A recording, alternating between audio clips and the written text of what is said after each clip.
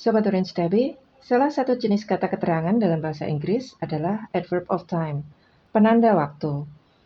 Di dalam sebuah kalimat, adverb atau kata keterangan ini memberikan informasi tentang verb atau kata kerja dalam kalimat itu. Adverb of time ini kegunaannya untuk memberikan informasi kapan aksi tersebut terjadi. Let's find out the details. Misalnya kita punya sebuah kalimat, Tasya absolutely enjoys biking at the countryside. Dalam kalimat ini, kata keterangan absolutely dengan akhiran ly menunjukkan bahwa dia adalah adverb of manner. Tentang adverb of manner ini bisa dilihat pada video sebelumnya, pada playlist Grammar Tips. So, Tasya benar-benar menikmati bersepeda di pedesaan. Pada kalimat kedua, she will ride again this weekend. Dia akan bersepeda ke sana lagi akhir minggu ini. Kata this weekend, akhir minggu ini, menunjukkan keterangan waktu, adverb of time. Next, the garbage man dutifully cleans up our neighborhood. Petugas kebersihan dengan rajin membersihkan lingkungan tempat tinggal kami. Dutifully is an adverb of manner. He collects the garbage every Monday. Every Monday menunjukkan adverb of time. When does he collect the garbage? Every Monday.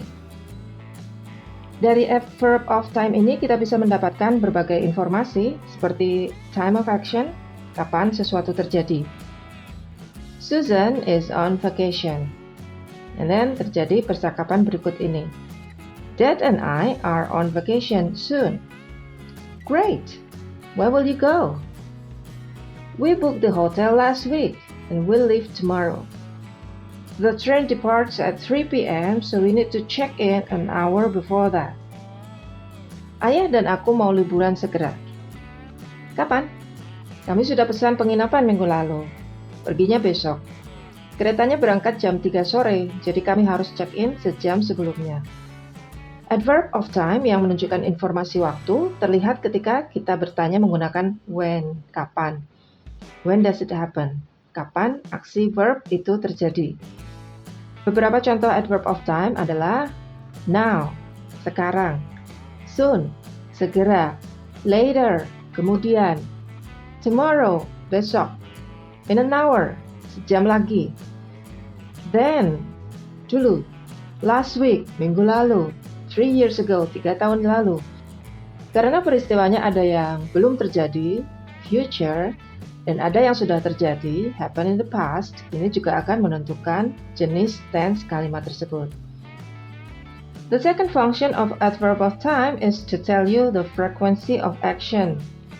Ini akan menjawab pertanyaan how often, seberapa sering. How often do you eat meatballs?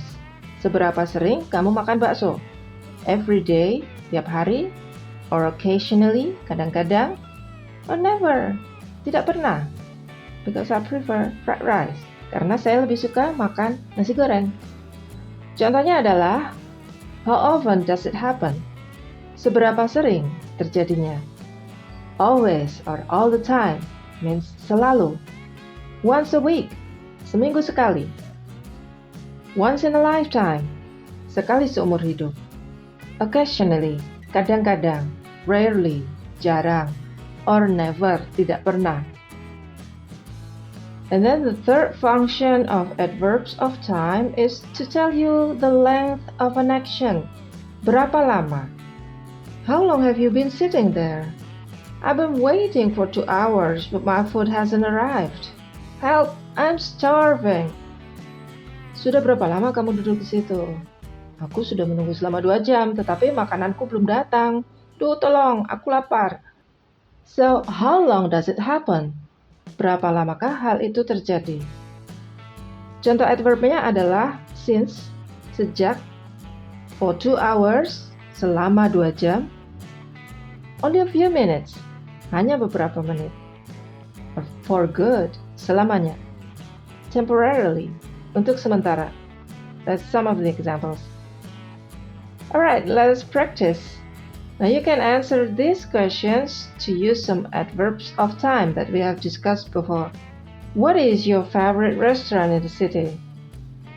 What was your first visit?